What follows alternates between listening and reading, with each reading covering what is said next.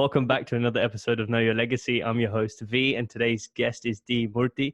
Dee is a beast in the fashion industry. He's co-founded multiple companies like 5-4, Menlo Club, Grand AC, and the super successful clothing brand Young and Reckless. He also runs a venture capital firm called Queensbridge Partners.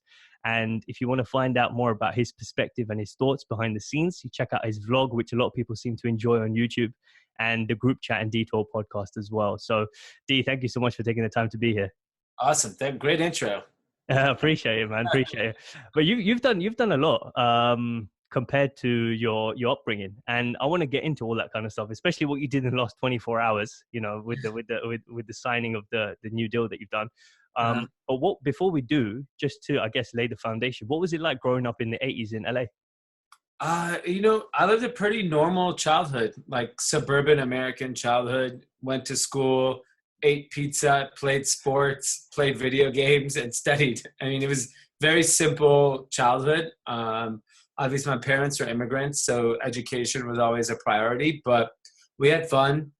Sports was a big part of our life, and it was just focus on school, get to college, and then get your life going. It was a really basic childhood, and I think that's what made it so special. There was no like distractions. It was all like fun and education and just being outside. And I don't know, it felt at the moment, I always felt I had like this boring, simple childhood. And now looking back at it, it was the best childhood. It's like, I wouldn't want it any other way. So like, I guess with many people that were, your age or growing up in that generation, they probably had similar sort of childhood around that time.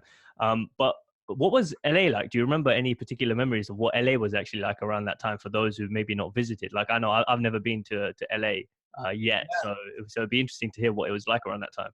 I mean, LA in the 80s, early 90s was a crazy time. So that is really like probably the first age group that grew up on hip hop. So I think that was a huge part of like growing up, was listening to rap music and then seeing local people become like superstars like Dr. Dre and Snoop and those types of people.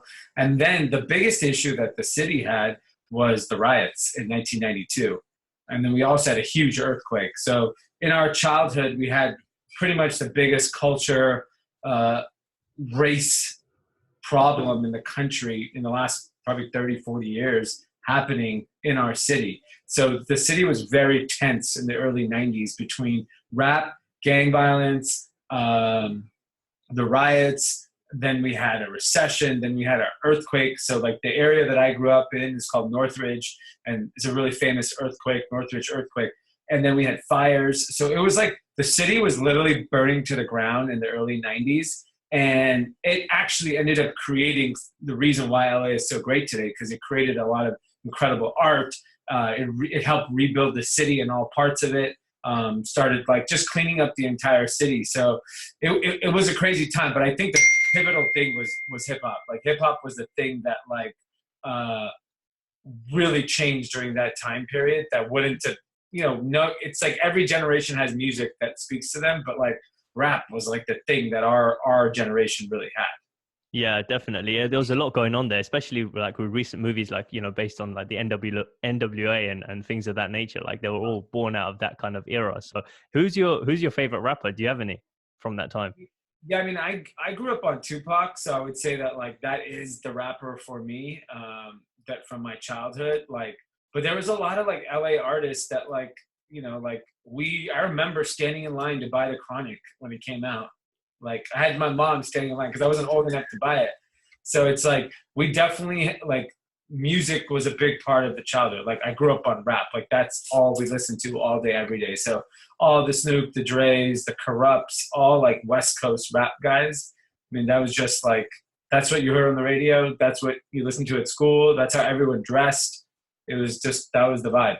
Yeah, I can imagine. That music still, reigns true today with and resonates with a lot of people to this very day. So you can only see how powerful it was. But what were your parents doing at the time? Because I know you said that you had kind of a normal upbringing, and I guess coming from an Asian background as well, that's quite can be quite difficult. I'm not sure if it was, but that's why I want to find out what it was like for you.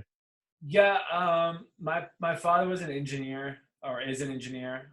My mother had a small business that became a travel agency. So like, you know, they worked really hard, and that was kind of their focus and just providing for us. But like, they were pretty progressive parents. They really let us kind of do whatever. Like, just they were so supportive. We were so into sports, and so my mom became the biggest sports fan. Was super supportive of us kind of pursuing all those hobbies and interests outside of just school. So they were very supportive. But obviously, like traditional, maintaining some of the traditions of their Indian upbringing was important to them. But I wouldn't say it was hard because I lived in a neighborhood that was very diverse. So I actually lived in a neighborhood that was mainly Korean.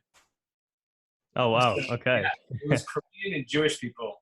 That's who I really grew up with, and so it was just like, and all the cultures kind of all fell in line with the importance of family and education. So it was pretty easy. Like, even though everyone didn't look the same, everyone had the same kind of values. So it wasn't like a necessarily tough childhood, but I would say that the biggest difference is being from an immigrant family is that like you are, and no fault to them, but they're training you in life to survive, right? To make sure that you get the best education so that you can provide for yourself. And now being a parent, I look at raising my child. I always explain it like this: when you're an immigrant child, you're taught defense, and when you have that level of comfort in life, you can teach your kids offense. And like my kid, I'm pushing him, do whatever you want. Like, go, if you want to play, you want to hit the drums, go hit the drums. You want to jump into the swimming pool, like whatever your interest is in life, go pursue it, because we have now the established life that you can take that risk. And I think that changes mindset. And I think that's pretty common across the board. Like I feel like wealthy kids have the opportunity to play offense their whole life. Go pursue whatever the hell you want. Maybe it works out, maybe it doesn't, but you have stuff to fall back on. Yeah, it's I'm glad you touched on that, because the thing is, I was speaking to Omar Saeed, the guy who owns ties.com. I'm not sure if you know him. He's based in LA as well. And he said something quite interesting, because we had this similar conversation about his parents and family and stuff. And he was saying, first generation is always about establishing a presence there. Second is establishing survival, making sure we cover everything, and we can keep some maintenance going. Then the third is, okay, we've got some comfort. Now we have the privilege of kind of doing whatever we want because it's already established. So it's funny that you say a similar sort of thing. And I was wondering, how did your parents end up in LA? Like, was it their parents that was there, or because I know with my parents, we weren't always in the UK. They had to flee from Uganda and India, and that's how we ended up having a presence here. And obviously, I'm privileged enough to grow up on the west side because of it. Yeah. So our family, my parents grew up in Bangalore in India, and my father went to school after his engineering degree, got a job, and he just wanted more opportunity. He felt like he was stuck, and he immigrated because he had a friend in New York City, and so he was like, asked his friend, "Can I see if I can get a job out there?" So he crashed on his couch in Queens, New York, and a few years later, my father went back to India, got married. They had an arranged marriage, and then my parents lived in Atlanta first. My dad's a civil engineer, so he worked on the subway system in Atlanta. When that project finished, he got offered a job in LA. And my mom had one childhood friend from Bangalore that lived in the community that my parents still live in today. And they were just like, "Oh, we're going to be next to them, so let's just go there." And so that's how we ended up in LA, because my mom knew one person, and then the whole damn city from India has now lives with us. So it's pretty funny. Yeah. Now we can definitely see in a lot of parts of the US and Canada as well. There's a lot of Indians there now. So yeah, it's funny to see that. But Like it was opportunity. yeah, exactly. But what would you say are the most important lessons you took away from your parents, if any? Because it seems like they almost had a small percentage of rebellious nature to do what they wanted in their lives. At least for you to end up in LA with the story that you just told. Yeah, I think the biggest thing that we took away from them was the discipline. Like my dad to this, you know, he's been working for whatever 40 years. He doesn't have to work today. I don't think he has any hobbies. But like the fact that every morning woke up at 5 a.m., out the door at 6:30, working, you know, to provide for us. That discipline, my parents instilled in us at an early age. We had to wake up, even on Saturday mornings.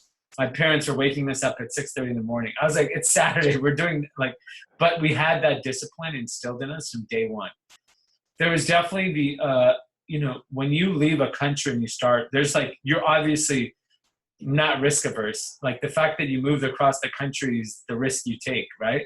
And so for me, that was always at the back of my head about I'm going to take some risks too. And I felt my parents had given me the foundation where I was able to take that risk.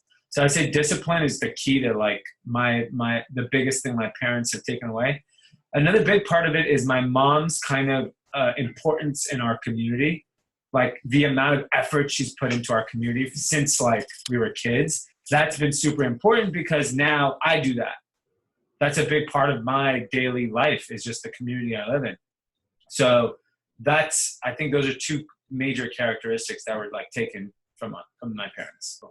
So yeah, it seems like, you know, they laid quite a good foundation for you to then, I guess, build upon to do what you're doing now.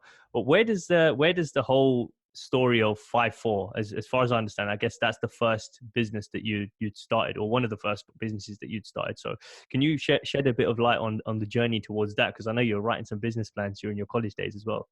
Yeah, so we ended up going to USC, myself and then later my brother, and they have a program called the Entrepreneurship Program where you spend the entire year working on a concept. So I went to a friend of mine and we were so the first .com burst was 2000 and nothing technology was cool then. Like internet was not cool, technology was not cool. No one was hiring in those industries. So we were like, we don't want to do anything in that space.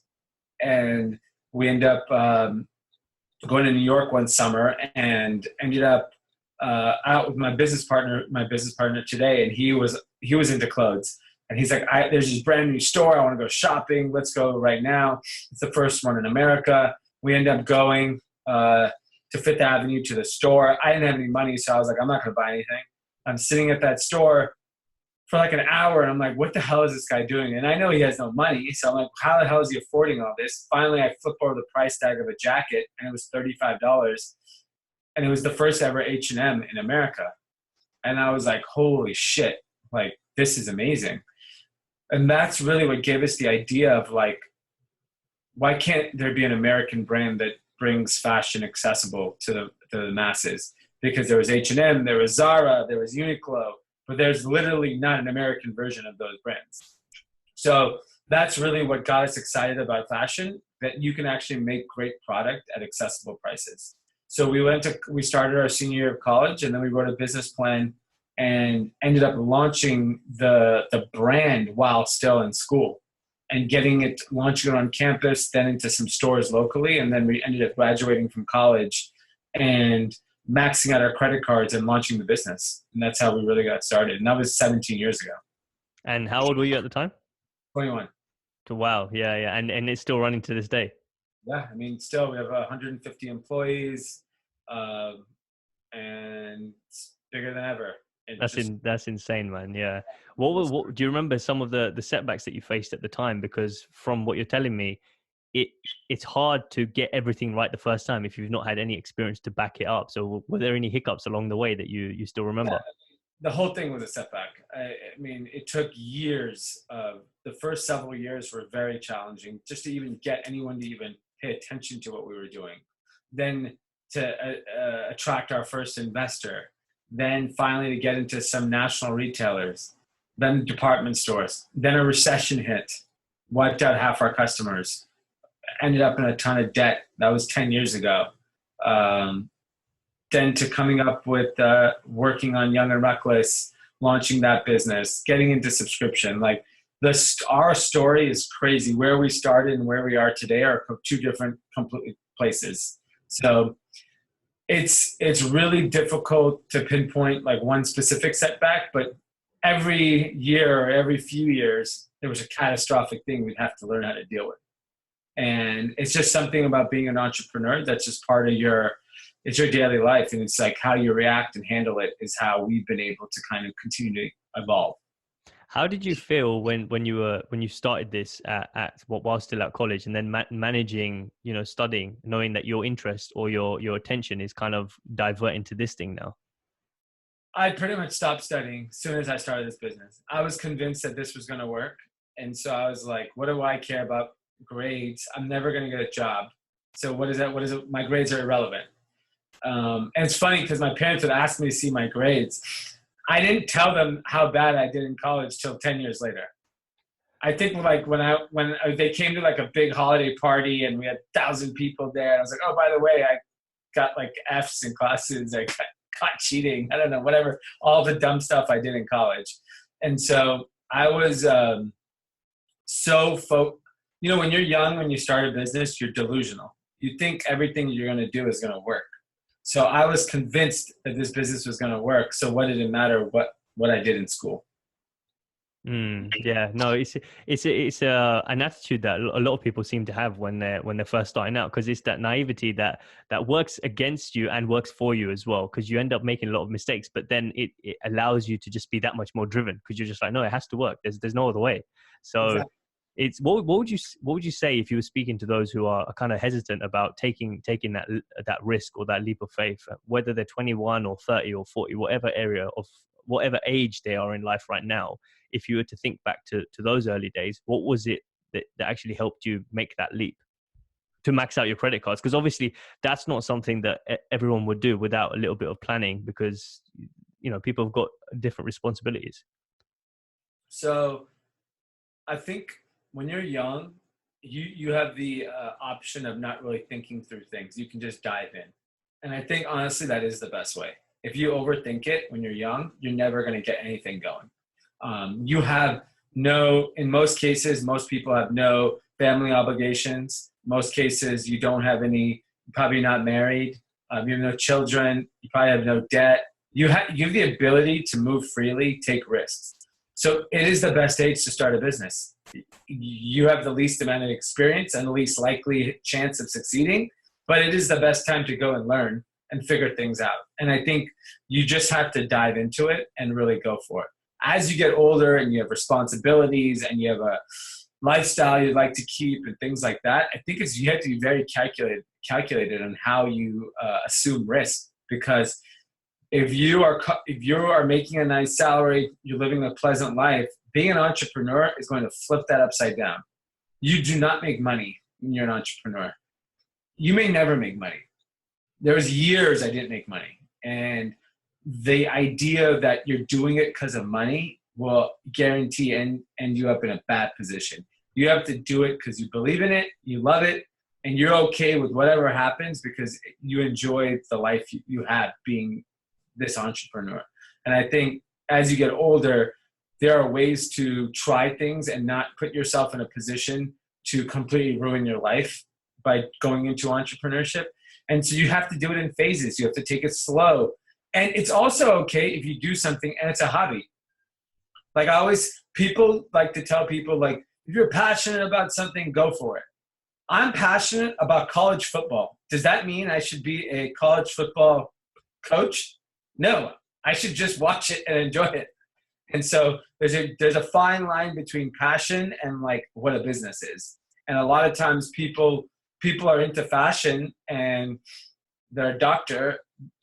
Just buy clothes, enjoy it, go to Paris for Fashion Week and shop some more. But like, don't start a brand. Like, you don't need to start a brand to enjoy fashion. So there are things that I think you need to really be smart about why you're doing something and why you want to start this business. So that's interesting. You make that distinction, because I had another guest who made a similar distinction as well, and he's in finance. Doesn't necessarily love finance, but that's where the business model was, and he loves business, and so that's why he's in it. And would you say that's the same for you? For all of the brands that you've started, a lot of them have obviously been in fashion. Would you say you're passionate about fashion, or is it that you love the process of business? So I would say when I first started, I was not passionate about fashion, wasn't interested in it. I was interested in the opportunity. and I was always opportunistic. But today, I love fashion. I'm very passionate about it. It's what I know. It gets me excited. I love being around it. But that took time. It took 10 years probably for me to even be interested in fashion. And now I don't see ever leaving the industry. Like even when I get opportunities outside of fashion, I don't feel comfortable with them.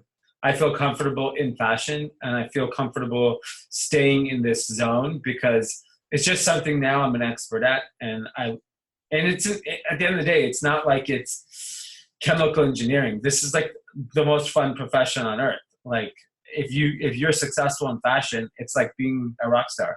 It's fun. Yeah, no, most definitely. I've seen obviously, the behind the scenes of everything that you do, so you definitely seem to be enjoying it. But so, when you were in the process of 5-4, when did you really know, if you remember at this time, that you were thinking this is starting to take off now? It was probably like 5 years into the business. Probably like, so that would have been like 2007, 2008, like right before the recession is when our business finally took off. Prior to that, it didn't look like it had any real legs. We obviously were in stores and like we showed a very strong face because you have to as being an entrepreneur, but there wasn't any sign that anything was actually clicking. But then, how do you know when to give up and basically when to call it quits and cut your losses, and when to actually carry on? I mean, if you really look at our history and the situations we're in, we should have quit many times before. Maybe we would have been more successful doing something else. That could be the case. We just have so much pride when it comes to this brand and what we've built. So, people are like, how did you pull through? I would say it's purely ego. We didn't want to fail and show that we failed. The right thing probably was to shut down many times. The math never made sense in some of these years. We had owed so much money, and you're like, how the hell do you even get out of this? But we got out of it. A little bit of luck, a little bit of hard work, a little bit of right timing. But for us, it's like, I don't want to lie. Like we would be embarrassed if our brand closed down without the proper ending. So I think that's really what pushed us through for so many years. So many people talk about ego as a bad thing, but from what you're saying, you used it as a tool to actually win. Yeah, I mean, like, well, you also have no choice, right? Like, if I ended up bankrupt and like getting sued by everyone, then I'd say it turned out poorly because it ruined my life. In this case, I have an example of it worked, and it worked to the benefit of all of us. So it's a tough call because a lot of people do things for ego, and sometimes it works out and sometimes it doesn't. In this case, it did. But it's hard. It's hard to understand like how to and when to pull the trigger. And the hardest thing being an entrepreneur is saying no and walking away. That is the hardest thing to do because you're so attached. This is like a child. Yeah, that was going to be one of my next questions. Actually, is like what's the hardest decision that you've had to make as a CEO or as a founder so far? I mean, I think any time in our history where we'd have to fire people, let go, cut costs, that is just a painful experience because it's very personal. Even though we're doing it for the better of other people that will stay, the people on the other side, obviously, at that moment can't understand that. They take it very personally.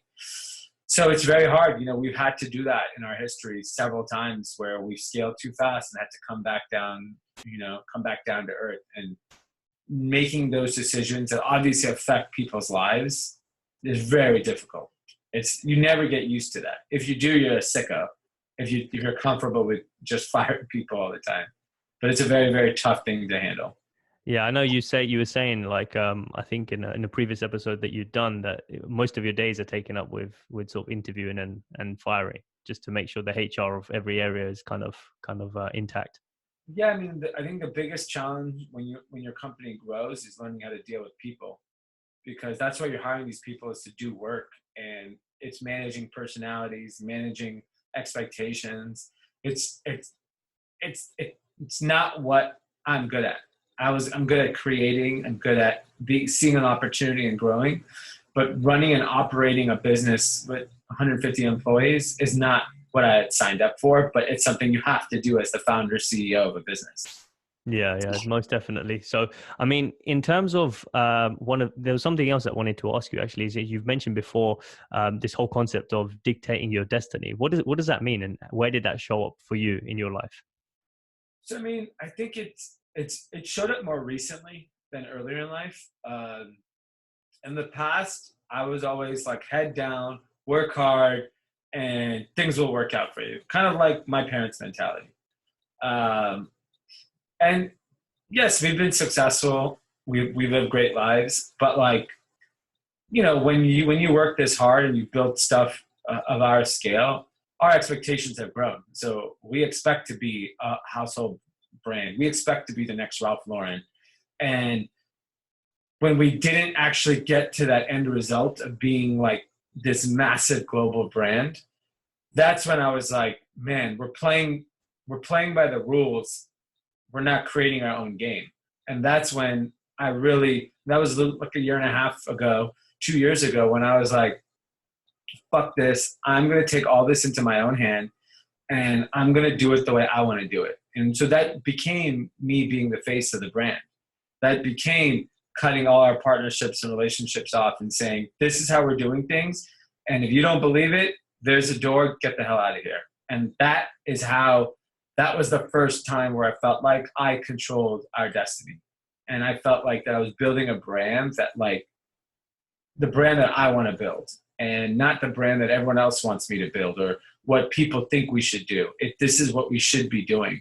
And it took a long time. It took 15 years to come to that point where I was like, okay, this is what we're going to do now. And that's what I really mean by that. But it took me a long time to get to that point. So what would you say was missing up to that point? Like, what was it that you felt like wasn't allowing you to feel the way you wanted to feel about the brand or do what you wanted to do with the brand? And which brand was it for as well? Yeah, I mean, it was for the 5-4 Menlo Club subscription business. That's our biggest brand by far. So, and it really came down to like the confidence to think that I could do this, because it was a very radical shift. Now being like a personal brand CEO, like whatever, that's like everybody. But 2 years ago, you started seeing it. And when you're starting brand new, it's easy to do it. When you've been around 15 years, and then all of a sudden, hey, I started the business, watch me. It's not easy. And I was a very private person my entire life. Like no one knew anything about us. No one knew what brands we built, any of that stuff. So like to get the confidence to be like, oh, hey, I'm this late 30s Indian married dude with a child, is now going to be the face of like a big fashion brand in America. So that's a big shift then from where I was, which was just like behind the scenes operating the business. So I think that is such a big thing to overcome that it took me that many years to feel comfortable to even take that leap. Was there any insecurities around that? Yeah, of course. I mean, like the real insecurity, I actually was very confident that I was the right person to do it. The insecurity was that I didn't have anyone around me. I had a few people around me that believed that it would work. Everyone else around me was like, I don't know, maybe not, and like that, no matter how confident you are, you do need validation from your employees, your peers, strangers. You need that validation. Otherwise, it's like, what are you doing it for, right? And so, when I started, obviously no one was paying attention to anything I was doing. And then slowly it build. And between the podcasts and the vlogs and the Instagram, finally people started connecting with me. And then when I saw that the random outsider giving me validation that, hey, I signed up to Menlo Club because of you, that's when I was like, oh shit, it's working. And now it's just about scaling it. Yeah. So what would you say based on that then? What would you say to someone who's maybe starting a personal brand today? Because it seems like, that's the trend that everyone wants to jump on or everyone's trying to accomplish for themselves. What have you learned in the past 2 years about becoming a personal brand? So I think, this word is so overused, and it's the word authentic, but like, you got to be yourself. You got to be real, and you have to like I had someone in my office today, and he was in the car business, and he's like, ah, man, every time I meet any rich guy, all they do is want to chew my head off about cars. And I'm like, that's not a bad thing. Like, at least they want to talk to you. And for me, people want to talk to me all day, all walks of life, all stages of life. And I give them my time. Like, when I have the time to do so, I give it to them. And I think people have a hard time with giving, like, everyone wants all the energy to come to them, but if you don't give it back, then there's no way you're ever going to connect with people. Because most of us don't have like this God-given talent, like we can sing or act or play music, whatever it is that like allows you to be this introvert person, but still everyone pays attention to you. That's what everyone wants. I'm so talented and just leave me alone. But that's not how the world works. I know that's not why I could ever be a household name.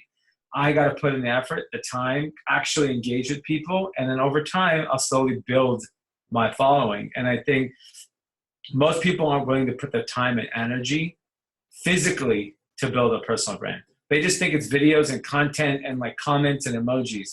I do meetups. I do a run club every single Saturday. I do monthly meetups. We do live podcasts. The amount of physical interaction I have with people is nuts. Like, I can't go anywhere in LA without knowing every single person wherever I go. That's because I've spent so much time connecting with people, where I can go to a restaurant and the waiter, I'll be friends with the waiter. I can go to a hotel and be friends with the door guy.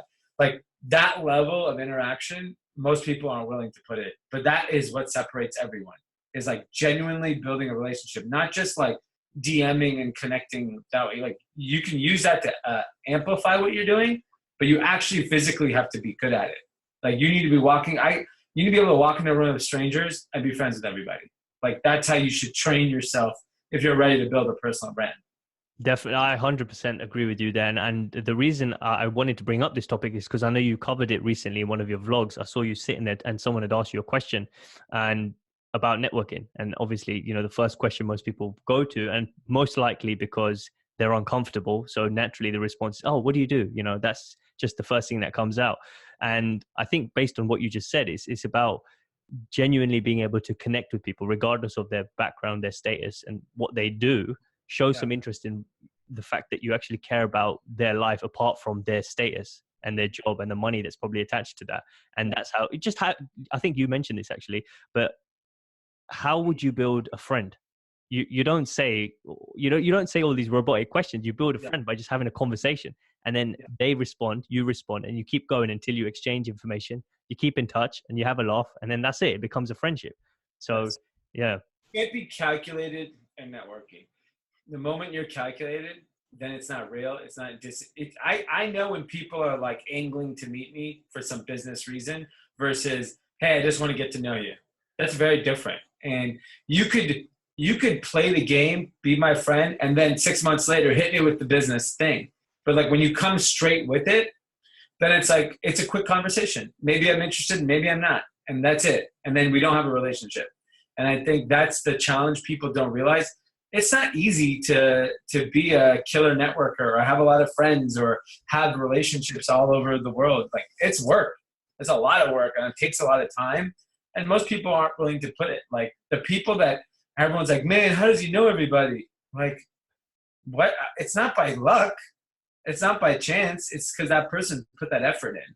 The people that I would say around me that have the best networks in the world are people that put so much effort in building relationships.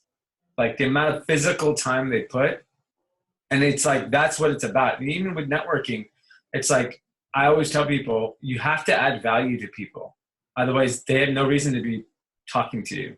And I think people misinterpret the word value. They think it's monetary. It could be as simple as like, you can make me laugh. That is adding value. Like, you're good at something that I'm interested in. That's adding value. So it's like, those are things that, like, there's a guy that I did a podcast with who flew out from Dallas, Texas to have a podcast with. And he was trying to break the ice because we don't know each other. And he was like, you went to USC, right? That's the college I went to in LA. He went to the rival college up in San Francisco, Berkeley. And he said, there's a very famous college football game where they beat us in triple overtime, and he caught the winning touchdown. As soon as he said that, my demeanor toward him changed, because that was such an epic moment in my life watching that game. And he knew how to break me down. Like, he knew if I said that, and he knew I was a big sports fan because he had done his research. He said that one thing, I caught the touchdown that beat you guys. I was like, holy shit. Like, that just made me make him, and he can't add any value to my life today, but he did it with that one statement. Like, something he did 10 years ago impacted my life. Yeah, because he wasn't coming at it thinking about what can I get out of this guy? You know, where can I make the money? Where's the opportunity? Which most people do. And that's where you see the whole situation with business cards and eyes shifting around the room. And it's like, you wouldn't do that with your friend. With your friend, you would just send them a funny video or a book recommendation or someone that you've met that you want to introduce. That's just, you do that without thinking to a friend. And I think people overcomplicate and overthink. And this is where the issue comes in. So, but the other thing I'm curious about is, what's the best piece of advice, if you've received any, that you've gotten so far in your journey? So one of my biggest challenges in life has been lack of focus. So one day I'm sitting with a guy in Beverly Hills, a friend of mine, extremely wealthy guy. They literally own half the land in the damn city. I'm telling him all the things I'm working on. And he puts his arm around me and goes, you know, you only have to get rich once. And I was like, that has stuck with me so strong, because I'm here trying to launch all these businesses and brands. I need to focus. I just need to nail one thing out of the moon. And then if I want to do all these things afterwards, because I love it, cool. But then I'm never worried about money for the rest of my life. And that, to me, is the most important thing when being an entrepreneur, is focus. I'm friends with Damon John, he's started FUBU, and he's on Shark Tank. And he's been asking me to do something with him for a long time. And I'm just like,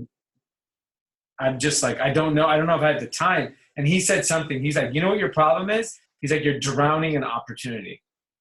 And which is so true. I didn't know what it was. And he pinpointed exactly. He's like, people think you're good at what you do, so you get the opportunities that no one else gets. But that is also killing you, because the opportunities I get are so like coveted that I'm like stupid to say no to them. But at the same time, because I keep saying yes, I'm not able to actually build any of these things. So I really need to buckle down and focus. So that's a piece of advice that I literally think about all the time when a new opportunity comes about. That is difficult, though. That is definitely, especially from your standpoint. I'm trying to put myself in your shoes. It's like you've got all these amazing people you're connecting with, all these amazing opportunities. How do you know what to say no to? Like, how do you know where to draw the line? Because straight away, your enthusiasm would just go through the roof and be like, yeah, that sounds amazing. Yeah. So how can you shift between the new stuff that's coming up, plus the 4 or 5 things that you got going on now, and then to pick just 1 or 2 just to focus on? Like, how is that decision process being made? So for new opportunities, I've made it very easy for myself. It's all about the people. If I don't like the people I'm working with, I would never do it. So that eliminates like 80-90% of projects pretty quickly, because to me, like, life's too short to work with people I don't like. And that's like my number one requirement to work here. It's like, I have to fucking like you. Because I spend all my entire life is working. And it's not, if I'm not working with people I enjoy being around. You know, a few years ago, I'll give you a really interesting piece of advice someone gave me. So we were hiring an investment banker for a process. And we had narrowed it down to 3 banks. And one of the banks who was in the final round with us, he goes to me, he's like, I'm going to give you one piece of advice. This is how I would pick my banker. He's like, we're all the same. We all can get the job done. I'm like, okay. Pick the banker you're okay spending the most time with. Like, you're stuck at the airport for 6 hours. Can you sit, have drink after drink, meal after meal? I was like, fuck, that's a great way. I can't pick you because I would never do that with you.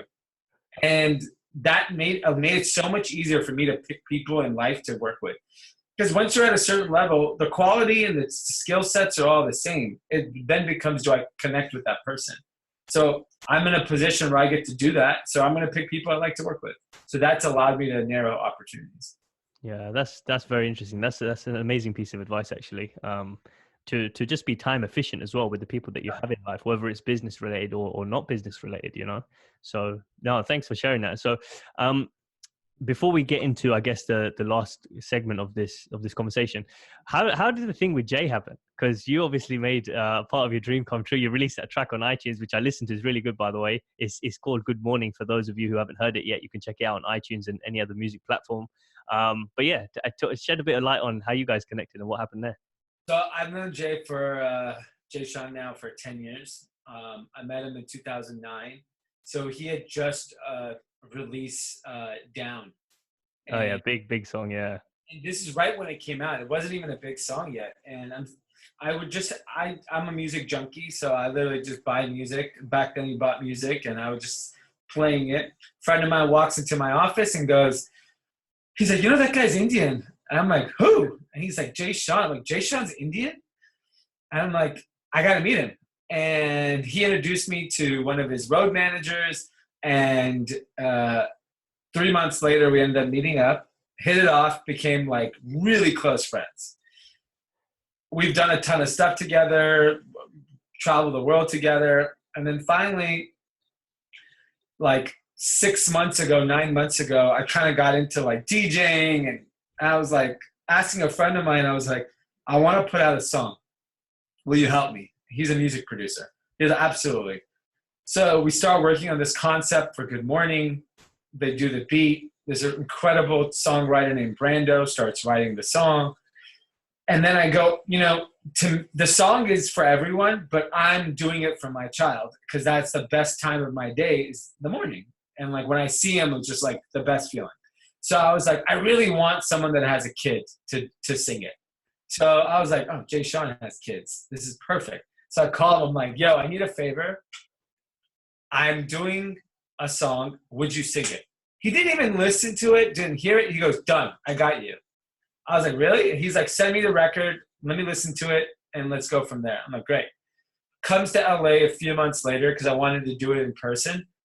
Sat in the studio. He recorded it, turned it in the next week, and that was it. It was so simple. Like, it's so cool to be in a position I am in life where, like, I can have an idea, put it together, execute it, and then it's out. That, to me, it's like, that's the testament of, like, of relationships. Like, no one even asked a question of why they should do this. They just did it. The music producer just produced it. The guy who wrote the song just wrote it, and Jay just sang it. And then I was able to put out my like dream of putting out a song. And so that's how it really came about. It's a pretty crazy thing. And it's like exciting that people like every day all over the world DM me saying, oh my God, I wake up to your song every morning. I was like, that's crazy. See, I'm glad you shared that because it goes nicely in with the conversation that we just had about, building up a friendship and not asking for something straight away. That's 10 years of friendship before you asked for something. 10 years, and then because you put the time and effort in to keep in touch and whatever you guys did along the way, then you put in a request and it's done the next day. And most people would probably think, oh, that's impossible. How can I work with Jay? How am I going to meet? He's not even responding to my messages.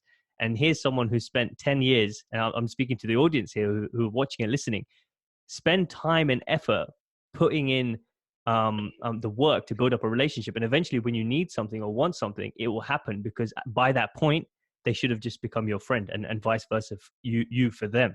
So someone once asked me, because with the podcast, I've met a lot of people as well, and they've said, what can you give in the early days when you don't have much to give? As you said, the guy who flew down to help you, there's not much to give for someone at that level. Well, regardless of finance, regardless of connections and whatever that might be, the one thing that all of us have is time and attention. Yeah. You can give your time and you can be very present, not looking around the room and not trying to think about yourself, think about the other person. That's more valuable to that person at that level or any level because they're not getting it from the average person. And to put it to even simpler perspective for like the younger generation, like people will ask me for stuff all the time, which I have no problem like in helping intro, but like I always go like, I don't mind doing it for people that support what I do. And I'm not even saying like you have to buy my clothes, but like maybe share my song, show up to my run club, like a picture. Like there are people that like support everything I do. I've never met them. If they hit me up one day and said, hey, I have a favorite app. I'll be like, yeah, what do you need? I've seen you like my picture for 2 years. I've seen you post my song every morning. I've seen you show up to all my events. That's a supporter that I want to give back to. And it's so simple, but like people forget to do those things. Like you want people to support you. That's it. Now, whenever I do something, I have support because I've given all that energy to my community. It's like, I want to do a song. Thousands of people posted my song the day it came out, supporting me. Like imagine one day when that's millions of people doing it. That's like a moat in my business that no one else can ever catch up to. When I launch a running shoe, that running shoe brand's going to be hot the day it comes out because I have a following for that. But it's all about like, those are little things that people don't realize that are so valuable in today's world of just like supporting what people do. Yeah, most definitely. So just to get into the last few questions then, if you were to break down for someone who's listening right now and wants to go away and start, let's use the word personal brand for the sake of, everyone's understanding. If they were to go and execute on it tomorrow, what would be the 2 or 3 things that you tell them to execute on first straight away? First is find something that you are good at, that you are an expert at, that you have the right to talk about, that people will consider you a thought leader. So the only reason why people will follow you on social media is either you're very good looking, then you don't have to talk, which is 1% of people. The rest of us have to be providing value to people. So if you are a comedian, start telling jokes. If you're an expert on football, start giving commentary. Whatever it is you're an expert at, start sharing that. Like that will then make you a thought leader for that industry. I think people think too wide and think they need to kind of cater to everyone. Cater to one group of people. It's more important to mean something to a small group of people than mean nothing to a shitload of people. And that's really where you need to focus. Focus your energy on the niche audience that you know that would care what you talk about. And then the biggest thing, the next step, once you figure out what that topic is just be consistent. You have to just put out stuff. Like our podcast took off because of consistency. Yes, people like it, people connected with it, but when we were doing it 3 times a week and people knew they could count on it, it exploded because it now became a reliable source of information for people. And that's so hard for most people. Like, yeah, everyone's tired. Everyone's hungover. Everyone is busy. Everyone is dealing with a good day or a bad day. Doesn't mean you have to stop doing the content portion of your life. You have to keep doing that because that consistency people will appreciate that over time. And then finally, with your content, you just have to be vulnerable. You can't show everything is perfect because it's not. You have good days, you have bad days. And you just have to be vulnerable. You have to be transparent with your process of life. Otherwise, people are like, oh, this guy's full of shit, or this girl's not telling the truth. So I think those are like 3 basic tips to get started. I love that, man. Yeah. So just the final question then to wrap this up. When all is said and done with everything that you've achieved and everything that you will achieve in the next few decades, what's the legacy you want to leave behind in the end? I mean, for me, it's really about building a community. Like so many people, specifically young people, struggle with like friendships, struggle with people that are mentors, people that can like help each other out. And what I have going in LA, specifically West Hollywood, is so fucking powerful. It's still small. It's like maybe 100 people, but like it's a community. Like people spend so much time and energy with each other. They all help each other, support each other. And so if I can do that in LA and scale it to where it's like thousands of people one day, where it's like we are making the community better, we're giving opportunities to people that don't get them. Because the biggest difference, I had to claw my way to the place I'm in, right? I had to create the opportunity for myself. that's fine. But I was willing to do that, and I played the game, and I kept my mouth shut, and I worked hard. Not everyone needs to go through that. Like, my child will not go through that. My child is going to get a front door to life. And so if we're able to all succeed in whatever different parts of life, why not help each other out and create opportunities for each other?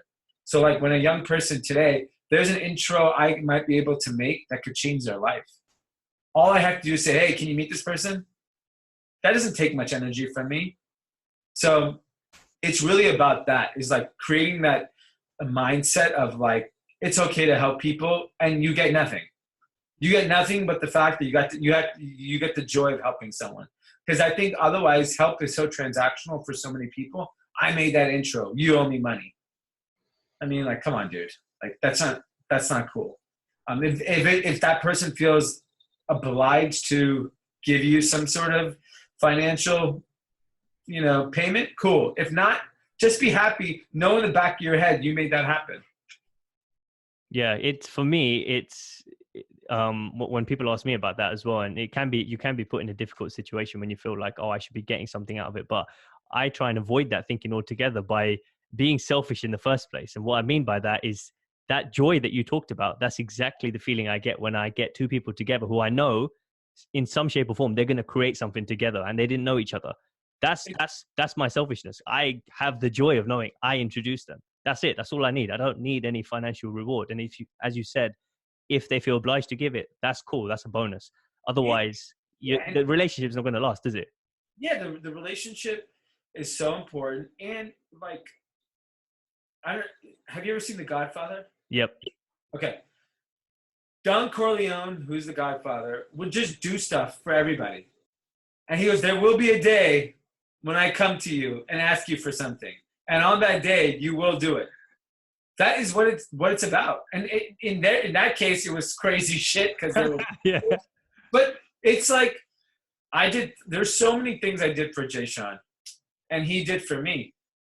We never took advantage of that. But then he was like, dude, you've done so much for me. Happy to do this song for you if it makes you happy. Cool. It's like that. Like, have that Godfather mentality that you're able to help people. Dude, people remember those things. They will repay you when you're in need. Yeah, I love that. The Godfather mentality. That's a good way to end this. So what's the best place for people to find you if they want to follow you on your journey and see what you're all about? I would say Instagram. It's at Dee Murthy. We also have our podcast group chat, which is great. So, but the Instagram would be best. Awesome. Well, I'll link to that all in the description when it's out. And I appreciate you taking the time and effort to share your journey, man. And I look forward to the next time we connect. Definitely, man. I'll see you in London soon.